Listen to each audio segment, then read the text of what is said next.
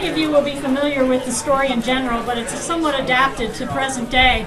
And the first thing that I thought about when I read it was really with Scott and his award today, and in particular his 1,000 Tree program, because this is so appropriate for this. So if you'll give me a little bit of your time, I'm going to read this story and thank Lisa from North Star Orchards, and I'm going to dedicate it to Scott.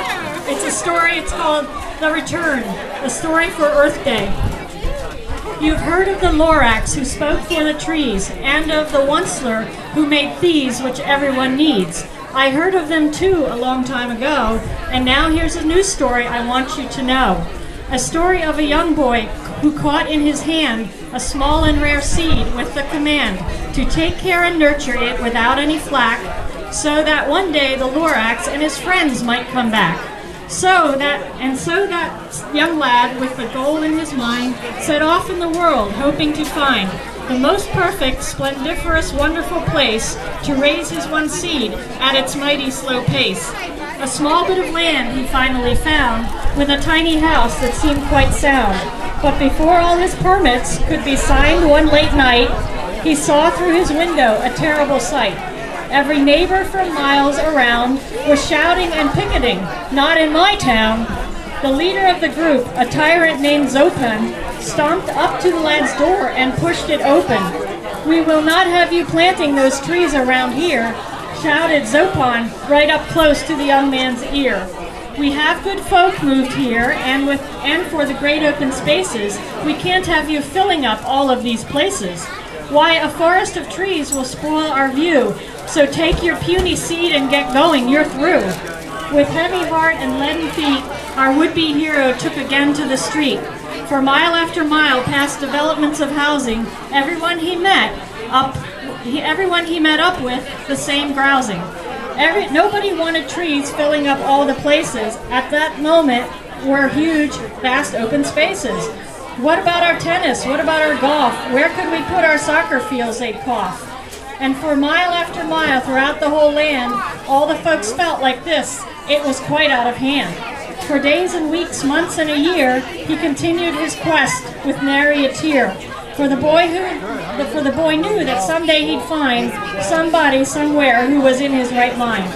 Finally one day, the boy saw a rickety old homestead and knocked on the door to ask for some bread. The house was empty, though it contained a small note, which the owners had obviously hastily wrote. "We're off," it read. "Don't come looking for us. We're off to the city on a big Greyhound bus. We're not well off. We wanted more money than we could ever get selling cornbread and honey. So you who desire it, please be our guest. Stay the whole night for a much-needed rest. In fact, you can stay and live at this place if you want to avoid the great big rat race. Goodbye, good luck, forever we're gone. We wish you the very best in your life's endeavor." So this lad looked around, nearly out of his mind. This was just the place he was hoping to find. A small tract of land with valleys and a hill, just needed some work. He could and he will. For 5 long years the lad labored till sore, improving the land, for he had to be sure that everything was ready for his one perfect seed, so that all would come back the Lorax and lead. At last the day had come, and it was perfect weather to plant that one seed within the valley and heather. When he had planted that seed after all those years, he then watered it well with his pent-up tears. "Oh, please, little seed, please grow, for I want all the people in the world to know of the wonder and beauty of Trafula trees, and of all the fine creatures which everyone needs." Now, as I'm sure that you all know, Trafula seeds take a long time to grow, but the growing lad had patience for years, and as time passed, he shed fewer tears. For finally, at last, with that little seed sprouted, and the young man so thrilled and happy, he shouted, "Hurrah, hurrah, I've waited so very long. Grow, little tree, grow mighty and strong." And after that first tree, more started to grow, even more quickly, and don't you just know that soon the whole little valley was loaded with beautiful trees whose colors exploded. Suddenly the young man heard a small sound and saw the Lorax smiling at him when he turned around. "You've done it, my lad," the Lorax said gladly. You have started righting the things that have gone so badly. Look, up above, the swanny swans are back, soaring in the clean air without any flack. And over there, where the barbaloots are joyfully eating fresh trufolo fruits.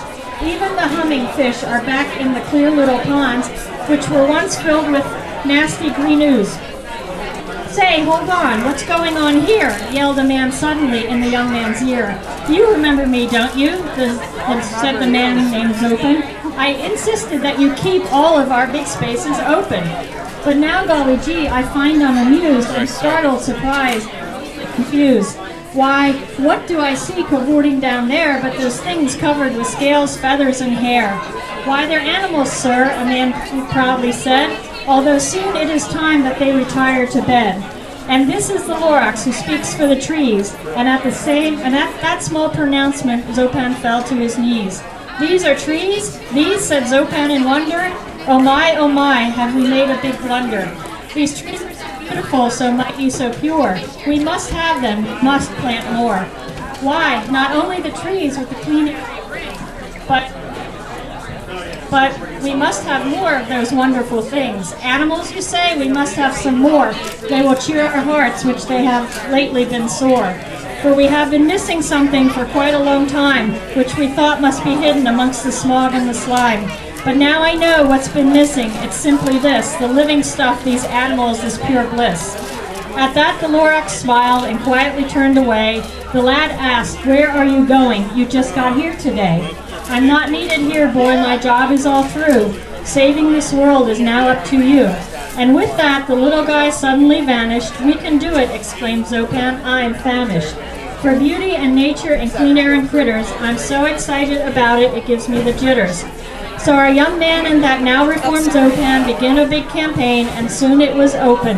Suddenly everybody saw the beauty of trees and of the clear and of the clean air and critters, and even of bees.